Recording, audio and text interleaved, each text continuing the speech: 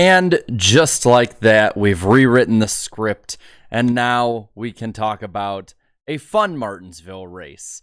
Before we get off into the race itself and going through the results and all that good stuff, I want to say thank you to the two that left super chats really quick. Thank you to Bailey for the $5 super chat. Riley Herp screwed 2 weeks in a row. Should be the regular season points leader right now. Yeah, but that's short track racing at this point, in Xfinity racing. So I can't complain too much. He ran really well tonight, though. Definitely, like they said in the broadcast, probably the most improved guy this year. Fred Dog 81, thank you for the 5. Burn your car down in the victory burnout so they can't do post-race inspection afterwards. Points at that. Good thinking. That might be a thing they might do, actually, at this point. Dalton, thank you for the 2. John R. Nemechek wanted to make sure he passed post-race tech. Getting right in that vein as well. And then Bailey, thank you for another 2. JGR and JRM hate SHR confirmed. I mean, they seem to always get into each other, but that's what competitive teams do. But yes, that was the 2023 Call 811.com before you dig 250. Rolls right off the tongue. And then thank you, JC1424. Thanks, JC, for the 2, saying, yeah. All right, so let's get into this race really quick. Let me make sure, because I do have the ticker ready to go. Okay, I did get the right race name in. Sometimes I forget to change stuff on it, so want to make sure I got it right. But this race was 250 laps long. I have my handy piece of paper here. It was 250 laps long, 9 caution flags on the night, 6 leaders, 7 lead changes, 2 hours, 12 minutes, 49 seconds was the length of the race. And with it, you have the finishing order of the Martinsville Xfinity Spring Race this year, because that rolls off the tongue better than the actual name of the race.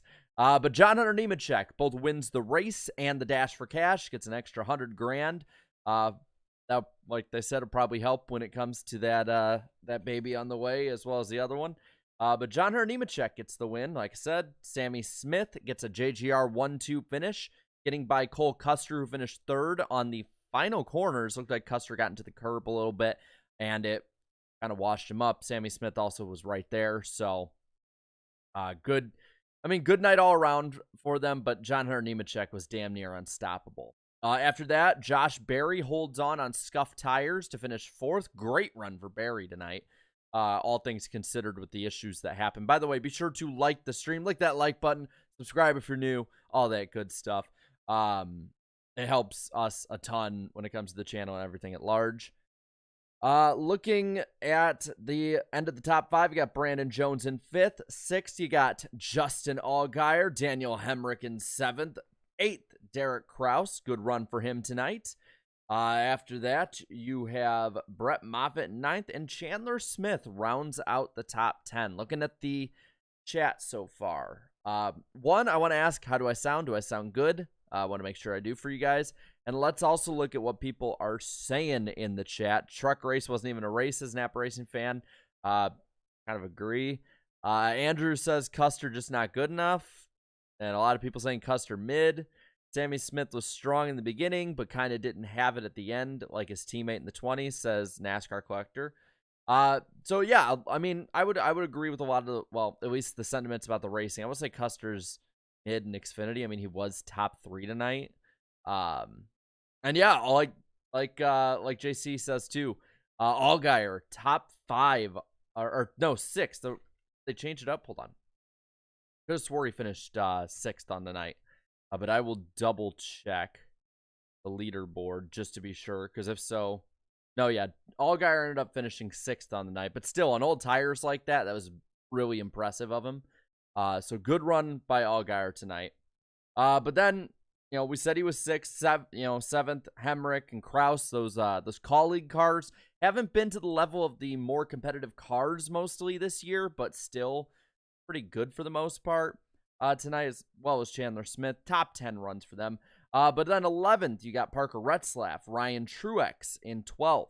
Then you got Perkins 13th, Jeb Burton 14th, Kaz Grala 15th, Kligerman 16th, 17th, Austin Hill, Ryan Sieg in the 18th position, Josh Williams 19th, and Jeffrey Earnhardt rounds out the top 20 tonight. Then you got Emmerling in 21st, Mills in 22nd, Galding 23rd, 24th, Anthony Alfredo, Honeyman in 25th, LeBay 26th, and due to spinning out, crashing, whatever you want to call it on the last lap, Sheldon Creed finishes 27th, the final car on the lead lap tonight. Tough run for Creed.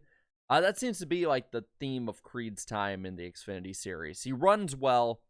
Seems like he has at least a top 10, top 15 kind of night on him, or day, or wherever it's a race, whenever it's a race. And then right at the end, something bad happens. After that, you got Ellis a lap down, Poole 4 laps down, and then from here on down, all but one, and I will mention that one when we get there, was out of this race. 30th place, Riley Herbst, and 31st place, Sam Mayer. Both crashed at the same time due to contact with Mayer and Truex. We'll talk about that in a bit as well. They were out of the race. Clements, 32nd. Mosak, 46 laps down in the 33rd position. And after that, the rest of them are out. Weatherman in 34th. Kyle Sieg, 35th. Graham, 36th. Joe Graff Jr., 37th. And Honeycutt, I believe in his first start, starting for the Harmonator, finishes last tonight out of the race. So, let me know if any of these are wrong or if anything goes wrong or whatnot. But we're going to put right up top, as well as the streaming schedule for the rest of the weekend into this week, up top on the ticker above. I will remind you also, we got the podcast this Wednesday on Black Flags Matters channel. We have live post-race tomorrow. You don't want to miss it because Martinsville is my favorite track, so I'm going to be amped for that one. And then you have the NR Cup Series Tuesday night, Talladega, my channel. Going to be a lot of fun. But as we let that roll up top, and yes, I will be going to the All-Star race. I'll be going to the All-Star race, Kansas, and Darlington. Cool stuff coming up with that. You'll find out soon about why that's cool. But let's get into what happened in this race. You had Custer starting out, getting the lead early. Running out with the lead. But John Hunter Nemechek ran him down, set the tone for the night. I think the 20 was almost unbeatable tonight. We'll get to that super chat in one moment, I promise. A lot of moving around through the field, not only in stage one when I wrote this, but also the entirety of the night. It was definitely a night of comers and goers. And I really appreciate that. I thought the racing was good. I thought the tire fall off seemed to be pretty good. Just enough that it mattered, but not bad enough that it was, it was like gonna kill someone if they stayed out on 5-lap tires. But I appreciated that. You had one caution stage one with Brett Moffitt spinning early, bringing out the first yellow. And then it ended out with John Hunter Nemechek, who ended up sweeping everything tonight, getting the stage win. Got stage win in stage two, as we'll talk about in a bit, and winning. He got max points tonight. Sly Supersonic, thank you for the $9 super chat. Interesting number on that one. I think John Hunter Nemechek just learned the difference between a burnout and get the hell out tonight, because that was awfully close to disaster. Yeah, we'll talk about that in a moment too when we get to the end of the race, but that's the funny way of putting it. And I saw somebody ask, where is it at? Where is it at? Maybe the comment. I don't know where the comment went, just because I can't see it on my end, but Martinsville's just always been my favorite track. I love the racing, love the short track atmosphere. It's almost like a high school stadium atmosphere, very hometowny. I love this track. It is my absolute favorite track on the schedule. Absolutely love Martin. Plus, I love NASCAR history, and Martinsville. I mean, there's no other track with as much history for the longevity of the sport as this track. But going into stage two, let's get back to the race at hand tonight. The history made tonight in different ways. They restart after the top 5 stay out. Barry, I believe, was one of these because of trying to flip the stages off strategy. So on lap 72, they restart. Barry has the lead for a bit. He looked like probably like the second or third best car out there tonight. And luckily he got a top 5, a finish I think he deserved. But it looked like for a while that he wasn't. Oh, that guy Brian, thank you. I thank you for reminding me. If I miss it, let me know. If I miss like who your comment is, let me know. And I see we have a fellow Avenged Sevenfold fan in the chat, A7X. I love it, man. Maybe if it wasn't for the fact I'd probably get sued, I'd make a death bat my emoji too on for members and everyone. But looking through stage 2, this is where we had business start picking up. You had Honeycutt with the blown engine. That was a second yellow. The restart was Sammy Smith, where they're fighting for the lead up front. And with Barry and Nemechek, and Sammy Smith just says, screw it, go where they're not, and tries to just rail it on the top. Gets past Nemechek, uses the bumper after not being able to pass Barry with that slingshot kind of move, but uses the bumper on him and gets past him. But then, you have another, pass for the lead with Nemechek getting past him. Again, like I said, best car of the night. And he ends up winning the stage with that. So you get to the final stage. This is where Calamity comes in. But I think it was enough that it wasn't taking away from the race itself. You see so many times where a great race like we had in the first 2 stages, the final stage comes out, and they absolutely just leave their head in the hauler or on pit road when they get tires. You had a bit of that. I wouldn't say it was awful. I actually think, due to what we'll talk about in a bit with Sam Mayer, I think it was pretty damn entertaining. I like the racing itself. I thought just enough chaos, but not to the point where it was actually chaos, was good. And with that, you have a restart on lap 131, starting up the stage, and within 4 laps, you have Ryan Ellis and Joe Graff Jr. wreck. To which, let me double check what they said exactly, but I'm pretty sure Alpha Prime had just an all-out fatality tweet on Joe Graff Jr. Where's that? Okay, so here it is. So Joe Graff Jr. DNF was tweeted out by somebody, to which Alpha Prime quote tweets it and says, "Scheduled tweet." That is brutal, and I love it. I absolutely love it. I don't know. Something about the teams going at each other makes it fun to me. By the way, be sure to like the stream, as I want to see if we can get to 100 streams again tonight, like we did last night for the Truck Series race. So over 260 watching on my end, at least, it says. Let's get 35 more likes on this. Be sure to subscribe if you're new, and let's keep getting into this Xfinity race. So lap 143, you have another restart. John Hunter Nemechek again drives off. Would be the theme of the night. Literally the lap of the restart, or within a lap of the restart, Graham, Honeyman, Kyle Sieg, and Emmerling all crash. They have another restart, like 10 laps later. And from there, Josh Williams spins, has a flat. And at this point, you're seeing shuffling through the field. Yeah, those top guys really aren't moving around too much. But you're still seeing shuffling up and down the field. Like, just constant moving around. And it was entertaining to see, because you could see the difference between those with the shorter run cars and the longer run cars, the JRM cars tonight. And we'll see this right after this, because after the Josh Williams spin, it was like about a 50 lap run. The JRM cars had it hooked up for the long run. And even with the strategy seeming not to go his way, Barry was flying up through the field. So it was looking like maybe with the fresher tires, even though we didn't have any new ones, if a caution did come out, Barry maybe could have run him down. I don't know if he could have run Nemechek down, but I would say probably not. But he had the fresher tires, and Nemechek was in lap traffic, so that could have been interesting. But it didn't happen, because with 42 to go, you had a flat tire with Clements, who I believe his car ended up catching fire on pit road. And from there, everyone, for the most part, pits. The 8 gets scuffs. Like I said, he didn't have a pair of tires left because of the flat tire he had earlier in the race. While Allgaier and LeBay stay out, this shuffles up the field and causes a lot of the calamity we'll see in a bit. So with 33 to go, They have the restart. Allgaier has the lead for maybe like half a lap before Nemechek takes it again. And at this point, it's Nemechek, Sammy Smith, and Cole Custer running away with the race.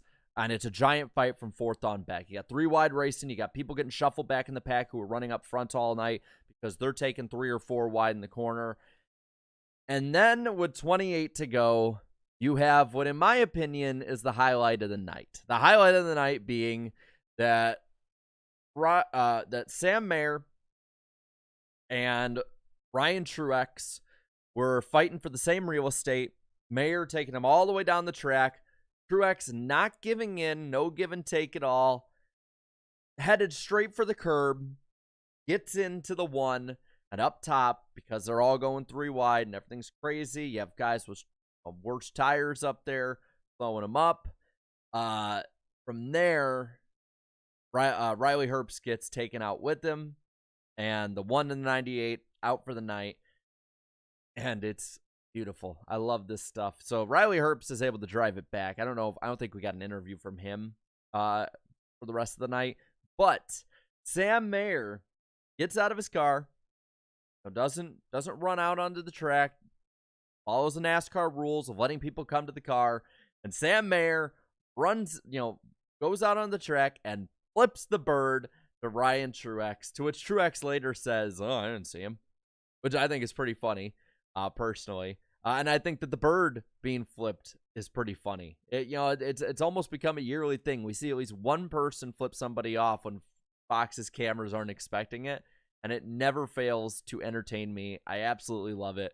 And then I believe on pit road, he said something to the effect of, "I can't say anything bad about JGR cars." Which I thought the passive-aggressive saltiness was also fun with that. Just overall, love the fact that, I was worried, I'll say. And I love the fact that we're getting this because I was worried that without Ty Gibbs in the Xfinity Series, without Noah Gragson in the Xfinity Series, without AJ Allmendinger, 3 fiery, competitive personalities that brought a lot of intrigue last year to the NASCAR Xfinity Series, I was worried that we weren't going to get too much of this kind of stuff.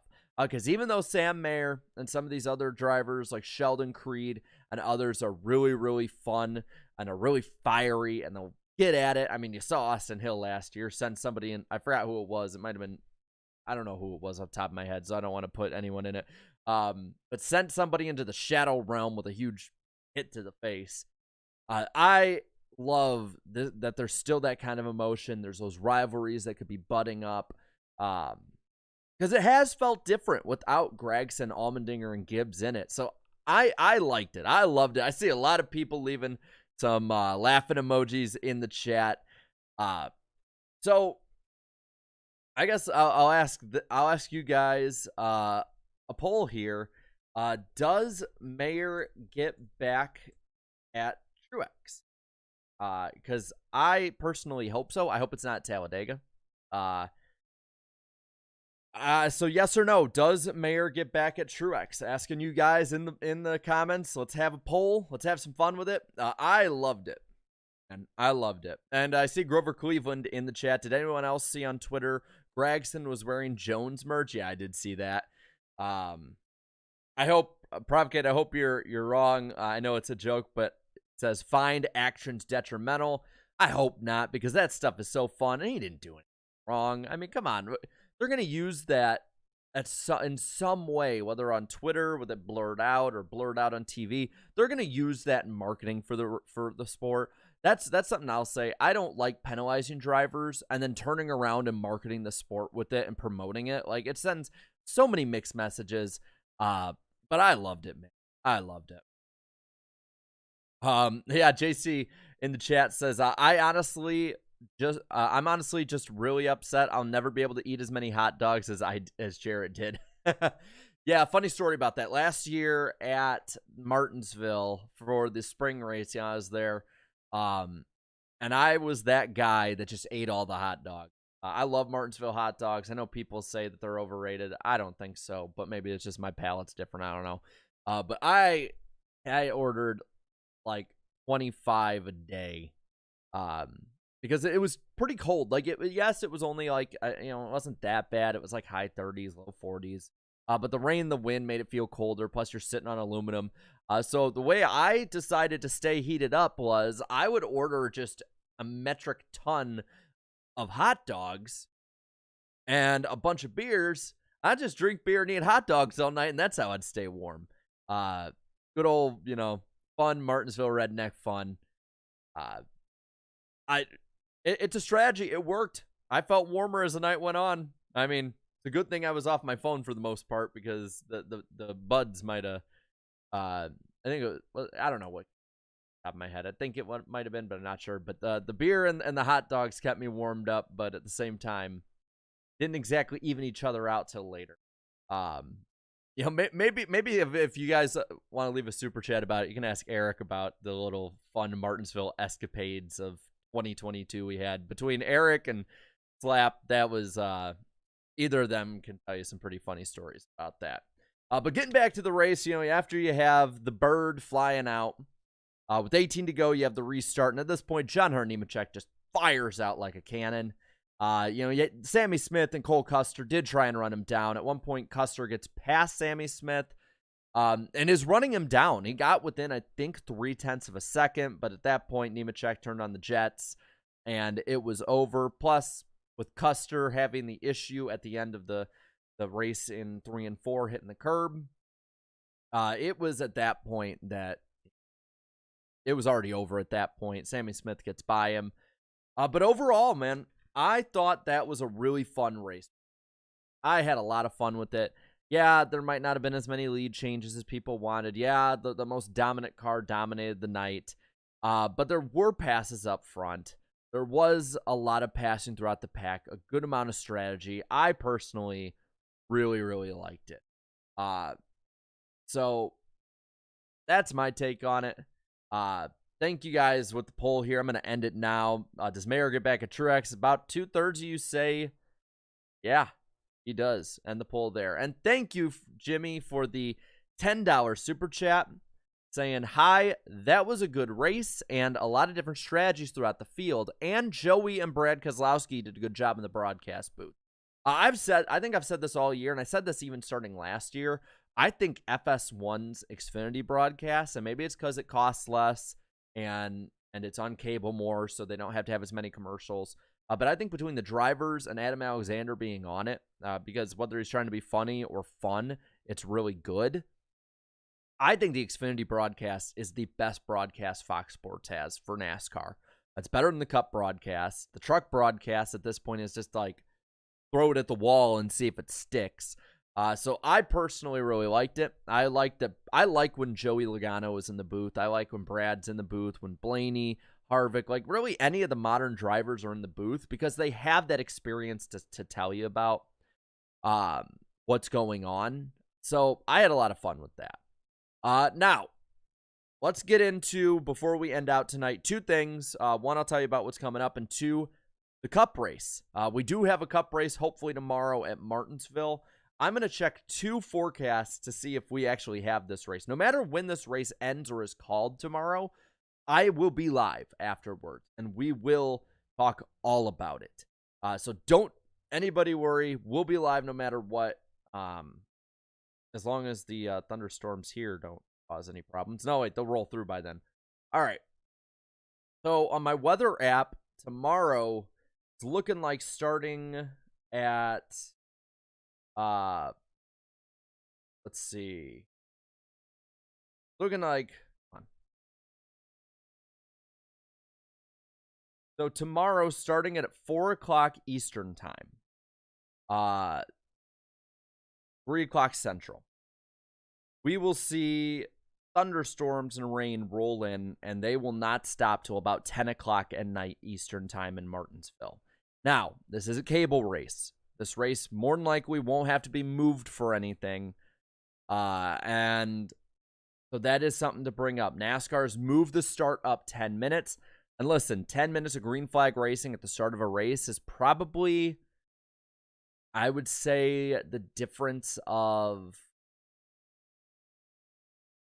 Hold on, let me double check, actually. Is it up 10 minutes or up till 3:10? Which I think is still close to... Either way, 10 to 15 minutes of green flag racing at Martinsville. If you run the laps as, they probably should be run, 2 to 3, 2, 3, maybe 4 minute, whatever it is, probably closer to 3. That's a difference probably of 25 to 30 laps, which could make the difference of getting to halfway. NASCAR would want to end it on halfway. Which would, I guess, maybe have a better rating. It is a Sunday compared to last year's Saturday. We might have our, 20 laps, 25, maybe 30, whatever it might be, depending on how quick they get through pre-race. I would love to see a full race, but I have a feeling we're racing to lap 200 tomorrow if it gets in. That's at least where I see it personally. Looking at another, so that was the weather app on my phone, but looking at the forecast through AccuWeather, let's see if they have any different hourly forecast for tomorrow, at least for Martinsville, Virginia. Looking through it right now, tomorrow, and this is all in Eastern time, there will be a brief shower at about 11 a.m. tomorrow, and the entire afternoon is 50% or more chance of rain, with them saying that 2 o'clock Eastern tomorrow, we're going to have thunderstorms and rain rolling through all night. And it looks like the rain, from what they're saying, won't go away till Monday morning. I think we're either racing to halfway or we are looking at a Monday race. Maybe a Monday night race, depending on how it is. I would hope so, just because if they can bring in as many people as possible, I feel like prime time on a Monday night would actually be better than a Monday afternoon. But it's gonna look rough. Yeah, I'm with everybody. Noon. Let's do noon. But I think in this instance, especially if we get thunderstorms and rain throughout the afternoon, noon might not have helped either. I personally, yeah, Spencer says, see, even noon has chances of rain. It's gonna be chances of rain all day. So, and Spencer, I think it's partly also a meme too. I wouldn't take too much offense to it.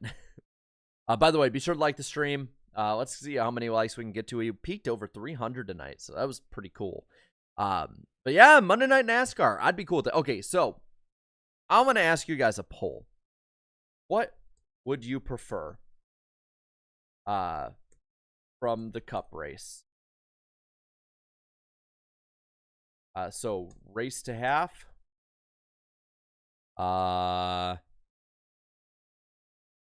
Monday afternoon or morning, because they might do a morning or afternoon either way. Or Monday night, which this is something I've been big for. Monday night NASCAR. So those are your 3 options. Let's ask you guys now if YouTube will allow me to put the post up. For some reason, it's having issues. And then I will bring this up to you guys. So tomorrow, Monday, whenever the hell it is, we're going to stream after the Cup race. It's going to be great. We're going to have fun. I love Martinsville. You're probably seeing the enthusiasm right now. Tuesday night, we're going to be live at 8 p.m. Eastern time, 7 Central on my channel for the NR Cup Series Race 6. Last 5 races of the series on my channel, starting out with Talladega, 43 cars, huge field, and these are some of the best guys on iRacing. I would say we're going to put on the best race of the night, bar none. And then Wednesday night on Black Flags Matters channel, NASCAR Weekly Podcast. You're going to want to tune into that too, because we're talking all this stuff, man. All this. And leaving the poll there. Thank you, FredDog81, for another $5 super chat. Do they need to change or dump the 100K dash? Feels unimportant. It rarely got mentioned, and I didn't know it was taking place until the race started. I don't think they need to dump it. I think they just need to, I would say they just need to market it better. That is still important to these teams. $100,000 doesn't just all go to the driver.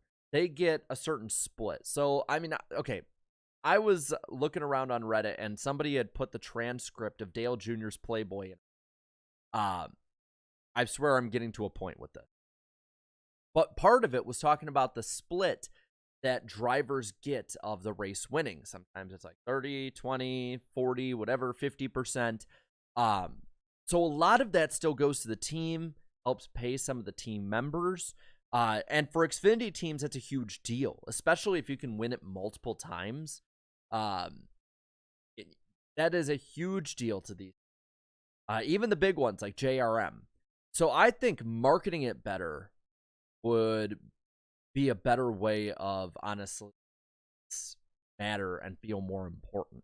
I don't know how you do that. That's up to people probably smarter than me. But that's my opinion, personally.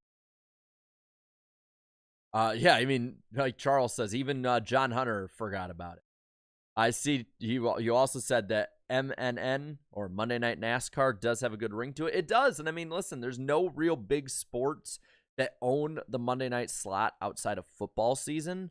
Why not NASCAR jump in and try one or two of them? I had the idea of we do a day race at Richmond. If we're going to have 2 Richmond races, we maximize what the track can get. We have a day race on Sunday and a shorter Monday night race on, well, Monday night. Kind of like the Pocono doubleheader. They're not necessarily going to be 400-mile races, but maybe a 300-miler on Sunday afternoon. You get the big rating with that, and then experiment and try like a 250 dash or 300-lap race even at Richmond on a Monday night. Have it on Big Fox, not on FS1, because we saw that was a failure in 2020.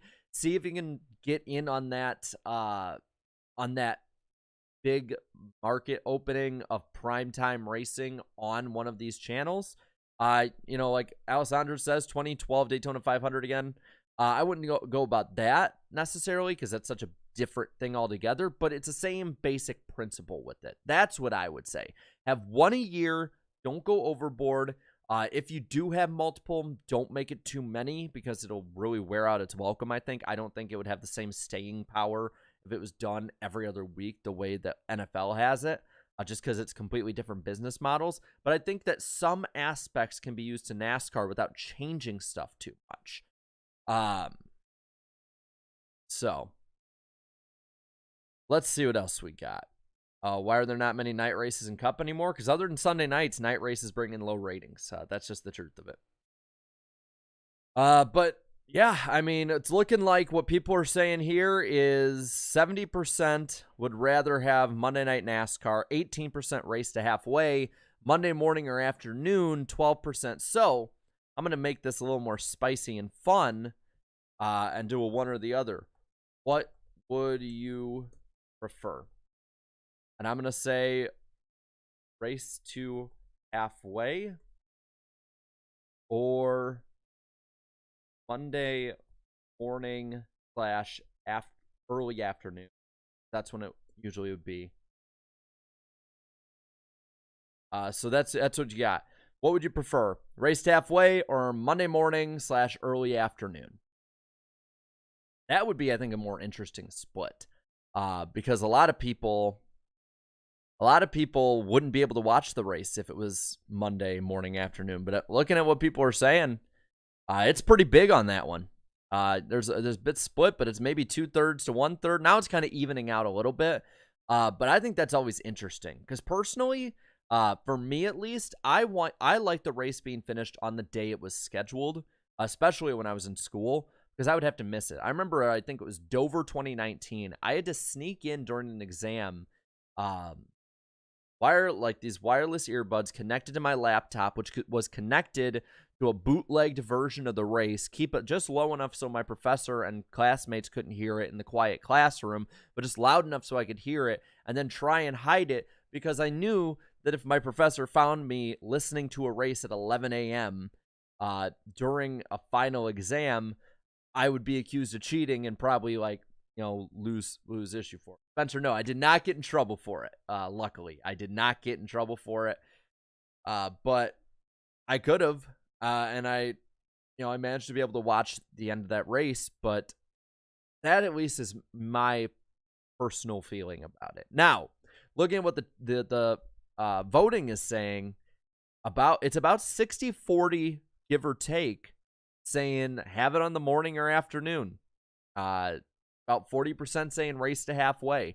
That is why I put this poll up, because I think this was the more interesting option.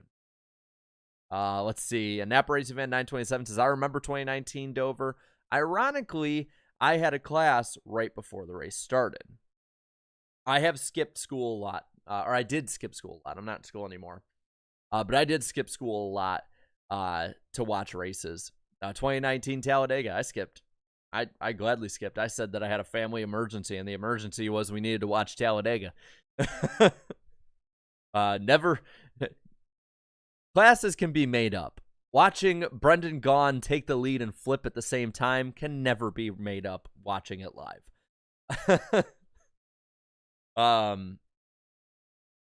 Let's see. Grover Cleveland says viewership would go down with Monday night, I have a feeling. See, my theory is with that one, unlike the midweek races Tuesday through Thursday, which are generally less viewed than the Monday one for sports, we could, like, NASCAR has on primetime instances of being scheduled been pretty honestly successful compared to usual. So I would give it a shot. Yeah, Will has a point though that the attendance is the issue when it comes to weeknight. And that's going to be important probably coming up with this new deal. Spencer, it's an emergency. Proceeds to go to NASCAR race. That's actually what happened with Talladega 2020.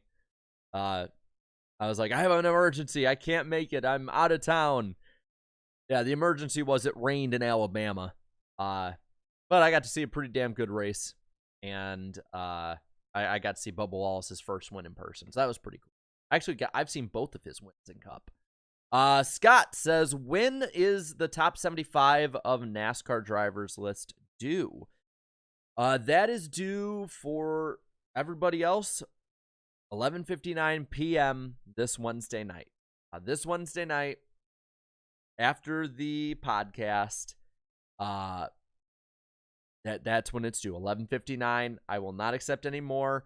After that, weekly podcast guest at gmail.com.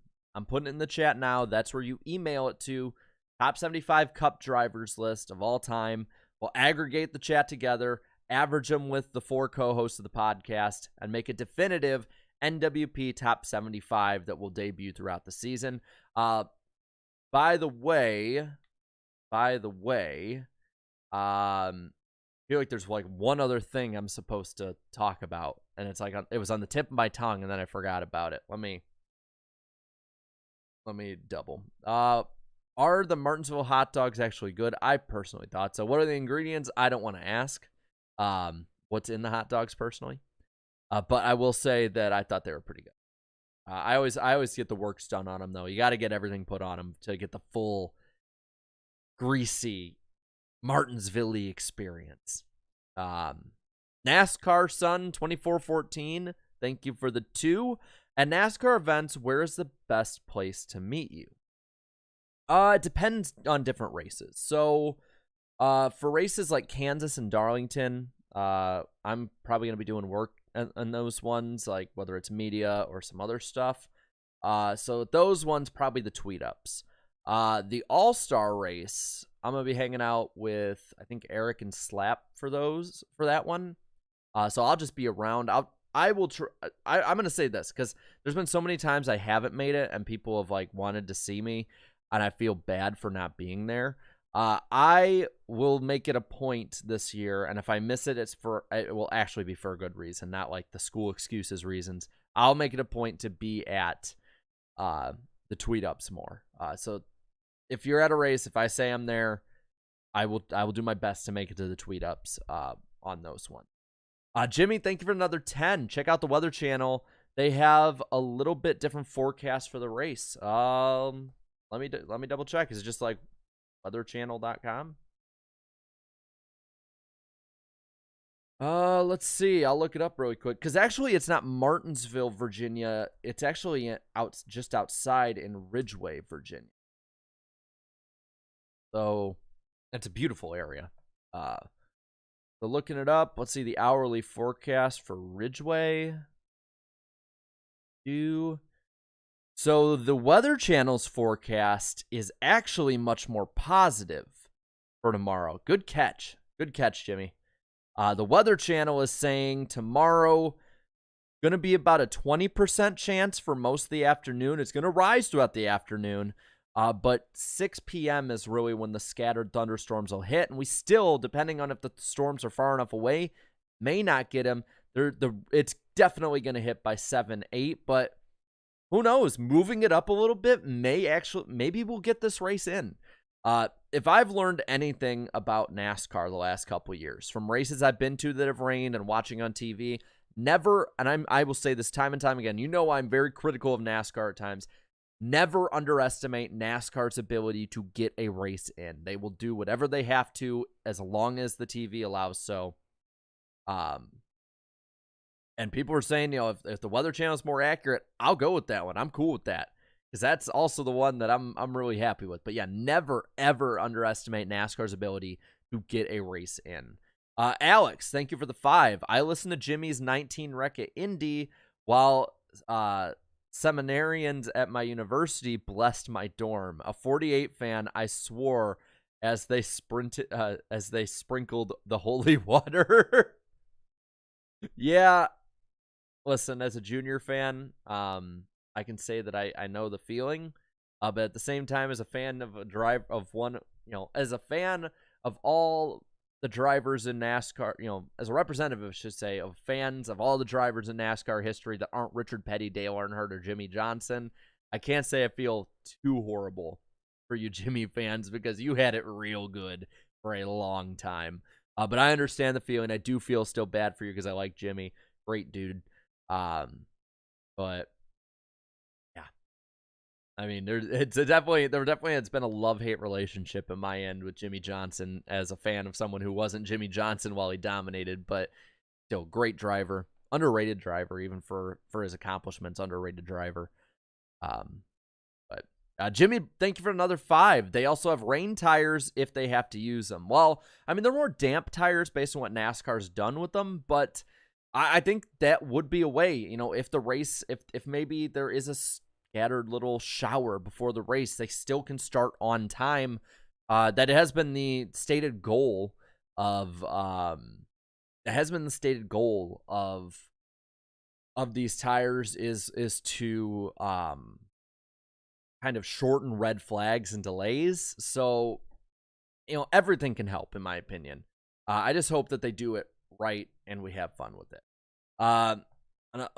Another one from NASCAR Sun 2414. What is your Twitter account? What is my Twitter account? I'm trying to stay off Twitter a little more, just because I've never been a fan of Twitter. But I do post on there. I post updates. So my Twitter I'll put in the chat is @IceTitan80. Feel free to make fun of the name. I made it while I was in school as I think a sophomore in high school. Holy Jesus, as of next year, that's going to be 10 years ago, or almost 10 years ago, maybe 9. I don't know. I don't remember.